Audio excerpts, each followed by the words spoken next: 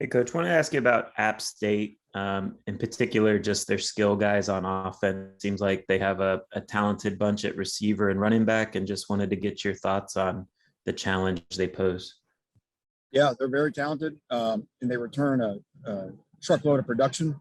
Um, they have receivers that played in the 16 game, which just shows you how long they've been there.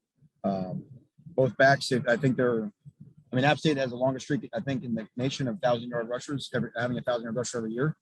Um, and they've got a very experienced quarterback. This is a very good offensive football team.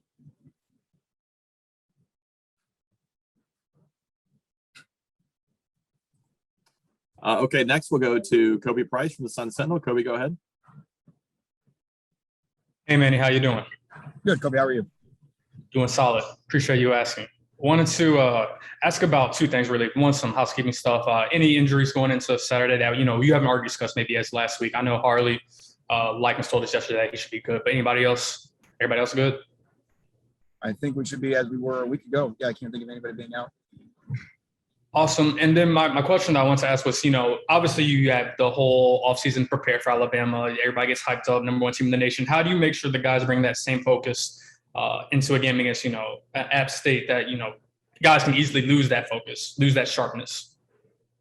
Well, because the way we treated Alabama, and we said it many times before, is that it was about us and about our performance. And that's why even in the aftermath, like I said, playing a team like Alabama, if we can't win the third downs and win the explosive battle and false start on offense and make other things, a team like Alabama is going to expose you the way that they did. But that still comes back to our performance.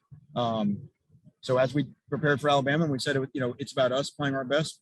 The preparation for App State, it doesn't change. It's really the same message.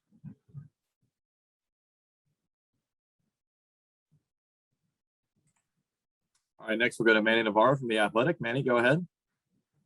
Hey, Manny, kind of off topic a little bit, but, Frank Ponce, Miami guy, Hispanic coach, just like you.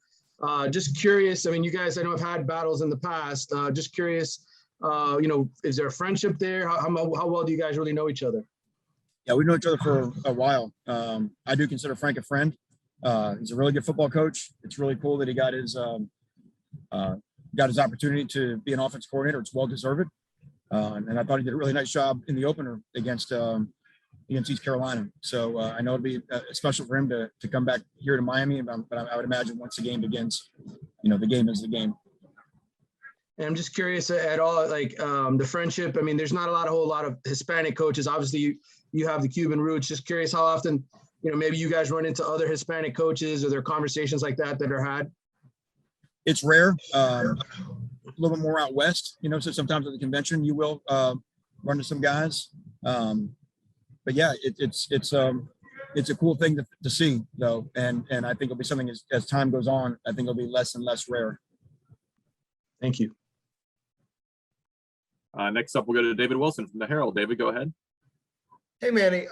You talked obviously after the game on Saturday about, the young guys, not just obviously the couple freshmen who got in, but, like Restrepo and Keyshawn really, and their first real opportunities kind of showing up and having good games. When you're kind of evaluating young guys, obviously, most in the preseason, obviously all you have is practice and stuff like that to go off of. But once these guys start getting opportunities in games and you're trying to kind of sort out playing time, how does, especially with the young guys who, are going to maybe make mistakes and stuff like that, how does that kind of evaluation happen, knowing, you want to see them play well in practice, but obviously you got to give games a lot of weight too. Is there a balance to that?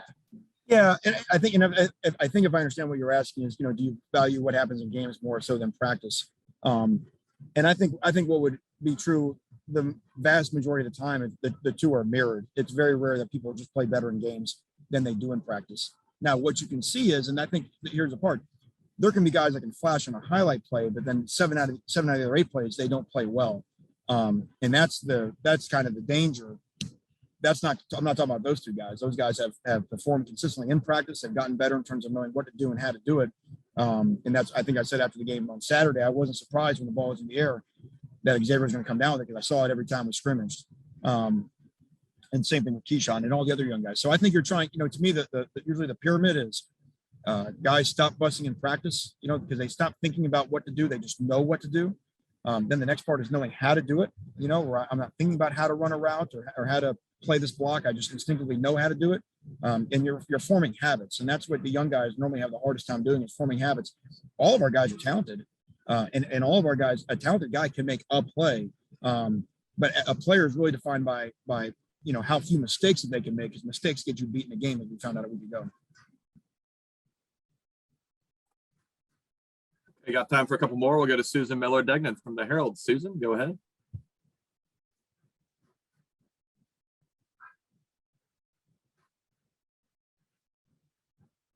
Susan, you there?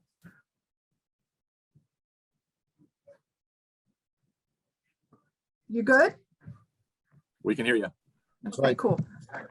Okay, Manny, Andy Borregales, from what you know now, how is he similar or different from Jose as far as his kicking style, his game, his attitude, his personality, how he prepares? Just a little bit about him. He came through, obviously. They are different, but there are some things that are, not only are they similar, but they're very unique for kickers. They have, they've got something about them a little bit different than guys that you normally see. They're not just people who are talented at kicking a football, and a lot of kickers are people who have a talent kicking the ball. These guys are competitors. I remember telling you all the story in the springtime when Andy came, and his really first competitive field goal was at Hard Rock, and it was a 1-minute drill, and he had missed the day before, and he banged it in there. And that kind of, I had that thought when we were watching him line up the first time against Alabama to kick. There's something special about those guys. Now, again, I'm not trying to, crown him. He's 2 for 2 in his career, and I'm sure there'll be ups and downs ahead, but they are fun guys to be around. Come from a great family. We're lucky to have them. Thank you. And our last question comes from Cal Friedman. Cal, go ahead. Coach, it's the first time in almost 2 years that you'll be in front of a full capacity crowd at Hard Rock Stadium. How excited are you to see the fans back in attendance? I think everybody's really excited. It's been a long time coming to see, our stadium the way we remember it.